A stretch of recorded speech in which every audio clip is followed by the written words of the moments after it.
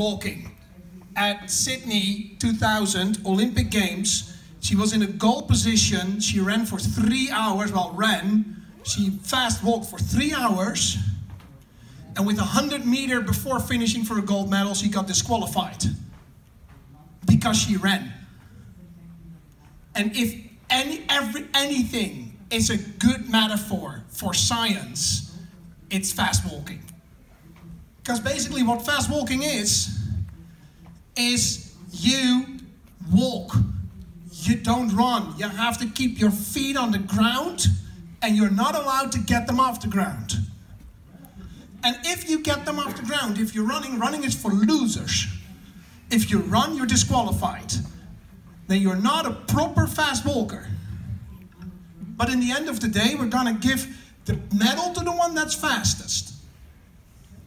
This is a setup that basically means everybody cheats. Everybody runs, and only the ones that get caught get disqualified.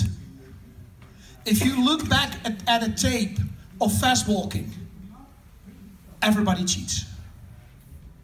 Well, think about this. What is this? As an incentive scheme. Because in science, we're encouraged to think deeply about our subject. Really, we are the ones that should be, as academics, thinking really slow about what we're doing. And we're not allowed to cut corners. Our reasoning has to be sound. If you cut corners, you're cheating, you're out.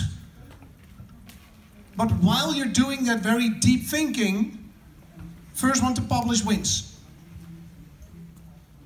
I see kind of a parallel here. So maybe you can draw your own conclusion. Yeah, no, for real. You've done your research, and then in the end you find the P is 0.56. Really, keep smiling at me. Because I couldn't get that published. And I think this is broken in the system in the way we communicate with science. And there's a lot of science communication sessions, and this science communication session is about communicating with each other. Basically, this is what we do in science. We design a study, we buy very expensive stuff, we spend very expensive man hours, we do months of work, sometimes years of work, and then we write a nice paper, and then someone who has never met us will tell us, your design was wrong. Please go back to start. Why is that check at the end? Really, that check should be here. If I design an experiment, please tell me what I did wrong at the start. We call it pre-review, and it basically means the reviewer reviews the setup. And then you could ask yourself, who has to do the pre-review? Well, one important point I like to make here, I like my science. And I also like to review your work. I just don't like to do it for free. Because spending time on reviewing your work is not going to help me in any way at my next job interview. So if you want me to review your work, better make sure that I get citations some way. Because that's our currency. Or even better, that I get a publication some way. Because that is our currency. That is what makes sure that in the next round, where it's decided if I get tenure or not, I can stay. Every paper I review for one of you detracts from that.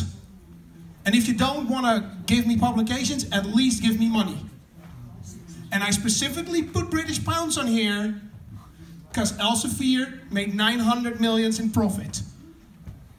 A 40% profit margin on a business model that thrives on us doing free work.